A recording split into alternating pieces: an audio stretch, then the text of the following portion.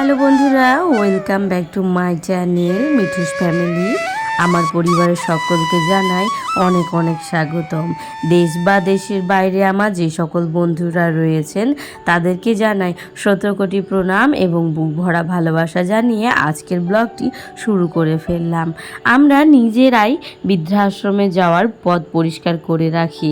আপনার সন্তানের টিফিন দিয়ে স্কুলে পাঠানোর সময় যদি বলে দেন এই টিফিন তুমি একা খাবে, অন্য কাউকে দেবে না। এই তো শুরু হয়ে গেল আমাদের বৃদ্ধাশ্রমে যাওয়ার জন্য পথ তৈরি।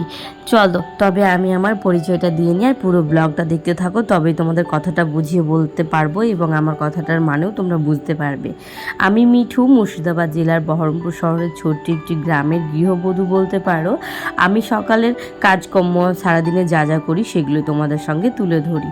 যদিও না আমি আপনি করে কথা বলতে অনেকটাই সমস্যা হয়, ভিডিওতে পুরো ভিডিওটা আমি বলে যেতে পারি না।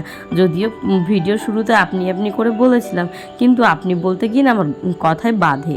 আর যদিও আমার প্রচণ্ড ঠান্ডা লেগেছে, বড় মেয়ে হাসপাতালে ভর্তি হয়েছে তোমরা তো জানোই। সেই জন্য হাসপাতালে যাওয়া, আবার সকালে স্নান করা, মানে দুবার করে স্নান করে আমার গলার অবস্থাটা একেবারে খারাপ। তবে তোমরা একটু কষ্ট করে দেখে নাও। ঘুম থেকে উঠে ঘর দুয়ার ঝাড় দিয়ে সুন্দর করে বড় দেখে আমার উঠোনটা সুন্দর করে ঝাড় দিয়ে ফেলেছি। আর আমাদের তো মুরগির ছা উঠেছে তোমরা জানোই। এই মুরগির ছাগুলোতে না মাটিগুলো আছড়ে একেবারে গর্ত করে দিচ্ছে। এটা আমার রেগুলারের সকালের কাজ। ঘুম থেকে উঠে এই যে উঠোন ঝাড় দেওয়ার সময় মাটিগুলো প্রত্যেক দিন বসানো, আমি কষ্ট করে বসাই আর ওনারা বিকালবেলায় আবার সুন্দর করে আছড়ে তুলে গর্ত করে নেয়। যাকে বন্ধুরা, উঠোন ঝাড় দেওয়ার পর এখন সকালবেলায় ছড়মারুনিটা দিয়ে নিয়েছি। ঘুম থেকে মেয়েও উঠে গেছে, মেয়ে খাচ্ছে এখন ডিম সিদ্ধ। ওনার বাবা ওনাকে ডিম সিদ্ধ করে দিয়েছে আর এখন বসে বসে ডিম সিদ্ধ খাচ্ছে। আর এই যে আমি উঠোনটা ঝাড় দেওয়ার পর সুন্দর করে ছড়মারনটা দিয়ে নিচ্ছি। আর আমাদের মুরগির ছাগুলোকে ঘরের ভিতরে ঢুকে রেখেছি, তার কারণ এত জ্বালায় না তোমাদের হয়তো বলে বোঝাতে পারবো না। সেই জন্য একেবারে ভেতরের মধ্যে ভরেই রেখে দিচ্ছি, ওদেরকে একেবারে বিকেলবেলায় বার করি। যাকে এদিকে ছড়মান্ডলি দেওয়ার পর সুন্দর করে একটু ঘরটা মুছে নেব। এখানে মেয়ে বসে বসে যেহেতু ডিমটা খেয়েছে সেই জন্য ডিমের আঁশটানি ফেলে রেখে দিয়েছে, ওই মানে খোসাগুলো। যাকে চলো এখন এই ঘরটা সামনেটা একটু মুছে বের করে নিই, পরে তো আবার মুছতেই হবে রান্না বান্নার পর। তো চলো এখন ঘরটা মুছতে থাকি আর তোমাদের সঙ্গে সুন্দর সুন্দর কমেন্টগুলো পড়তে থাকি। মানসী সিম্পল লাইফ থেকে আমাকে দিদিভাই কমেন্ট করেছে, দিদিভাই তোমার মতো ব্লগ ব্যাকগ্রাউন্ড মিউজিকগুলো আমি পাচ্ছি না। এরকমটা আমার সঙ্গে হয়েছিল জানো তো। এত বছর দেখে আমি ইউটিউবে কাজ করেছিলাম, আমি জানতামই না ব্লগ ব্যাকগ্রাউন্ড মিউজিকগুলো কোথা থেকে পাও। তবে চলো তুমি কেন কষ্ট করবে, আমি তোমাকে বলে দিই। গুগল থেকে অডিও লাইব্রেরি ডাউনলোড করবে, ডাউনলোড করার পর দেখবে প্রচুর মিউজিক দিয়ে নেবে। তোমার খুঁজতে খুঁজতে হয়তো 3 দিনও লেগে যেতে পারে মিউজিক। তো পছন্দ হবে না, তারপর থেকে নিচের দিকে স্ক্রল করে দেখে তুমি হয়তো পেয়ে যাবে। তুমি অডিও লাইব্রেরি ডাউনলোড করে নিবে, দেখবে এই মিউজিকগুলো পেয়ে যাবে। আমি কিন্তু অডিও লাইব্রেরি থেকেই এই মিউজিকগুলো ডাউনলোড করে আমি ব্লগের মধ্যে শেয়ার করি। আর তোমার ভালো লেগেছে আমার মিউজিকগুলো, তার জন্য তোমাকে জানাই অনেক অনেক ধন্যবাদ। আর তুমি এরকম টেক চ্যানেল দেখবে অনেক বেশি করে দেখবে, তুমি পেয়ে যাবে, আশা করি পেয়ে যাবে। তবে এটা যেহেতু আমার ডেলি ব্লগ, তবে আমার ওই টেক চ্যানেল মতো বুঝিয়ে বলাটা হয়তো ঠিক হবে না, হয়তো আমি পারবও না। তুমি টেক চ্যানেলে দেখে নিলে পরে একেবারে সুন্দর এবং পারফেক্টভাবে বুঝে নিতে পারবে। এদিকে দেখো আমি কিন্তু একেবারে গা হাত পা ধুয়ে নিয়েছি, আজ আর স্নান করিনি, তার কারণ আমার গলা ব্যথা এবং প্রত্যেক দিন হাসপাতালে যাচ্ছি এবং এসে কিন্তু আমাকে দুপুরে স্নান করতেই হচ্ছে। তো তোমাদের দাদাভাই গলা ব্যথা দেখে আমাকে একটু আদা তেজপাতা দিয়ে চা করে দিয়েছে আর একটা ব্রেড মানে পাউরুটি পুড়িয়ে দিয়েছে। তো সেখান থেকে অর্ধেকটা মেয়ে খেলো আর তোমাদের দাদাভাই আর আমি এই যে এখন হচ্ছে চাটা আর পাউরুটা খেয়ে আবার রান্নায় ঢুকে পড়েছি। যেহেতু হাসপাতালের জন্য ভাত পাঠাতে হবে, মেয়ে আছে এবং যা রয়েছে, তো সেই জন্য কিন্তু আমি ভাতটা তাড়াহুড়ো করে বসিয়ে দিয়েছিলাম। চাটা খেতে দেখি ভাতটা দমে চলে এসেছে। এখন হচ্ছে ফ্যানটা উপর দিয়ে নেবো, আর ভাতটা হচ্ছে বেশি পরিমাণের, তো ওই জন্য আমি বুঝতে পারছিলাম না, একটু আগে নামিয়ে নিলাম। এই যে ভাতের ফ্যানটা আমি উপর দিয়ে নিলাম। আর ঘড়ি কাটায় এখন কটা বাজে জানো? ওই 8টা বাজতে 10 বাকি।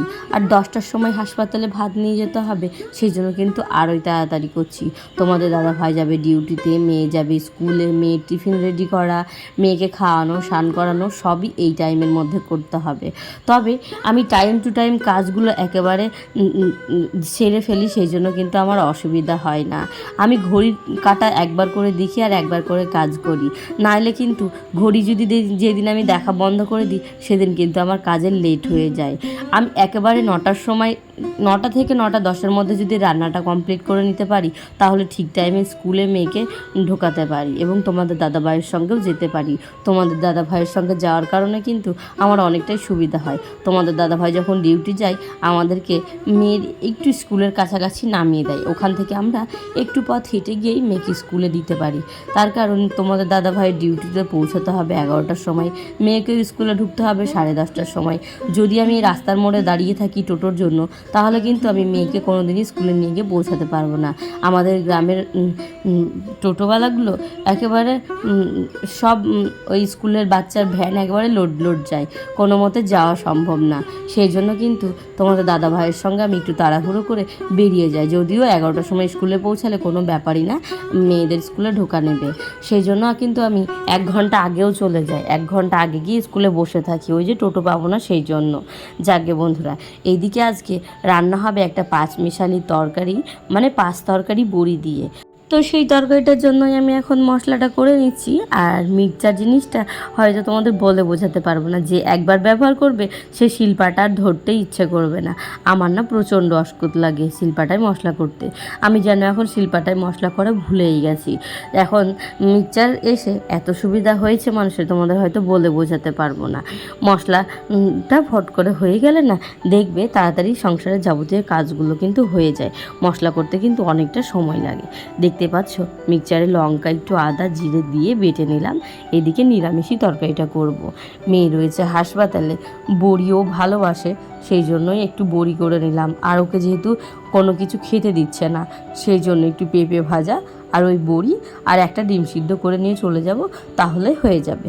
আর এই সকালবেলায় তাড়াহুড়োতে আর সেরকমভাবে কোনো কিছু রান্না হচ্ছে না, আর রান্না করলেও তো বড় মেয়েকে খেতে দেবে না। তবে তোমাদের দাদাভাই বলছিল পেঁপেটাতে একটু তেল দিয়ে কম করে ভাজবে, আমার না তেলটা বেশি পড়ে গেছে। এই যে দেখতে পাচ্ছ টিফিন কটাগুলো একেবারে রেডি করে নিয়েছি, এগুলোতে ভাত তরকারি সব ঠিকঠাক করে ভরে নেব। মেয়েকে স্কুলে রেখে আবার হাসপাতালে যেতে হবে। এদিকে রান্নাবান্না কমপ্লিট, সুন্দর করে এখন গ্যাসটা মুছে নিয়ে, নাহলে সারাদিন পড়ে থাকবে। আর এসে আরও বিরক্ত লাগে, হাসপাতাল থেকে এসে স্নান করা, ধোয়া মোছা, মেয়েকে স্নান করানো, তা করতে করতে 3টে বেজে যায়। আর মেয়ের স্কুল থেকে এসে আবার পরপরই পড়ানো থাকে 3:30টার সময়। সেই জন্য যতটুকু পারি সংসারের যাবতীয় কাজগুলো সামলে রেখে যাওয়ার চেষ্টা করি। এই যে দেখতে পাচ্ছ এখন আমি রান্না করার পর সুন্দর করে রান্নাঘরটাও মুছে নিচ্ছি। আর এই দিকে আবার মেয়েকে স্নানও করিয়ে দিয়েছি। তারপর আবার মেয়ের ভাতও বেড়ে নিয়েছি, আমারও ভাত বেড়ে নিয়েছি, তোমাদের দাদা ভাইয়েরও ভাতটা বেড়ে আমি ঠান্ডা করতে দিয়ে নিয়েছি। এগুলো দেওয়ানোর পর মেয়েকে আবার ড্রেস পরাতে হয়, নিজেকে রেডি হতে হয়। তবে সবটা মাথায় রেখে স্টেপ বাই স্টেপ করে যেতে হয় আমাকে, নাহলে কিন্তু একেবারে পিছিয়ে পড়ব।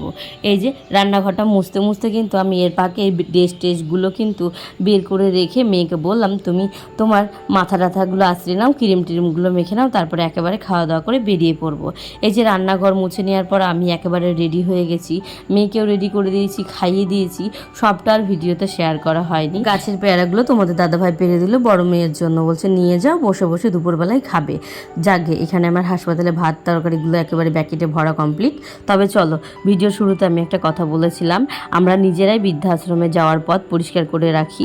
তবে সেটার মানে এবং তোমাদেরকে কিছু কথা বলবো, হয়তো এই কথাটা অনেকটাই গুরুত্বপূর্ণ ছোট বাচ্চাদের ক্ষেত্রে। আপনার সন্তানকে স্কুলে পাঠানোর সময় যে টিফিনটি দিয়ে পাঠান, সেটা পাঠানোর সময় যদি আপনি বলে দেন এই টিফিন তুমি একাই খাবে, অন্য কাউকে দেবে না, আর এই সন্তান যখন বড় হবে তখন আপনাকে বৃদ্ধাশ্রমেই পাঠিয়ে দেবে, কারণ সে আপনার কাছ থেকেই শিখেছে। সে নিজের খাবার অন্য কাউকে দিতে নেই। সে একজন স্বার্থপর মানুষ হিসেবে বড় হবে, তাই সে একসময় নিজের পরিশ্রমের টাকা আপনাকে খাওয়াতে চাইবে না। তাই আপনার সন্তানকে ছোটবেলা থেকেই টিফিন ভাগাভাগি করে খাওয়ানোর শিক্ষা দিন। মানুষকে ভালোবাসতে বলুন, মানুষকে বিপদে আপদে পাশে দাঁড়াতে বলুন। দেখবেন আপনার এই সন্তান যখন বড় হবে তখন শুধু আপনাকে না, গোটা পৃথিবীকে মানুষকেই ভালোবাসবে, বৃদ্ধ বয়সে চোখের জল মুছে দেবে। বাচ্চারা ছোট থেকে যেটা শেখে সেটাই কিন্তু বড় পর্যন্ত মনে রাখে। তবে বন্ধুরা, আমি হাসপাতাল থেকে বাড়িও চলে এসেছি, মেয়েকে নিয়ে স্কুল থেকে বাড়িও চলে এসেছি। ভিডিও বানানোর মন এবং মনস্থিতি একেবারে ভালো ছিল না। মেয়েটার শরীরটা একটু খারাপ দেখে মনটা আমার একেবারে খারাপ লাগছিল। তবে বাড়ি আসতে আসতে আবার রিপোর্টের কথা শুনলাম যে না, রিপোর্টটা ভালো বেরিয়েছে, তো সেই জন্য মনে একটু আনন্দটা আসছে। যাকে বন্ধুরা, আজকে তবে আমার ভিডিওটি কেমন লেগেছে অবশ্যই কিন্তু জানিও। আর যারা আমার নতুন বন্ধু রয়েছে এখনও পর্যন্ত চ্যানেলটা সাবস্ক্রাইব করোনি, তারা প্লিজ আমার চ্যানেলটা সাবস্ক্রাইব করে দিও। পাশে থাকা বেল আইকনটা প্রেস করে দিয়ে নোটিফিকেশনটা অল করে দিও, তাহলে আমার প্রত্যেকটা ভিডিও আপনাদের কাছে পৌঁছে যাবে। তবে আজকের ভিডিওটিতে তোমরা কে কোথা থেকে কমেন্ট করছো সেটাও কিন্তু জানিয়ে দিও। তবে আজকের মতো এখান থেকে বিদায় নিলাম। তোমাদের সঙ্গে দেখা হচ্ছে আবার একটি নতুন ভিডিওতে, নতুন একটি দিনের সঙ্গে। Tata, bye bye.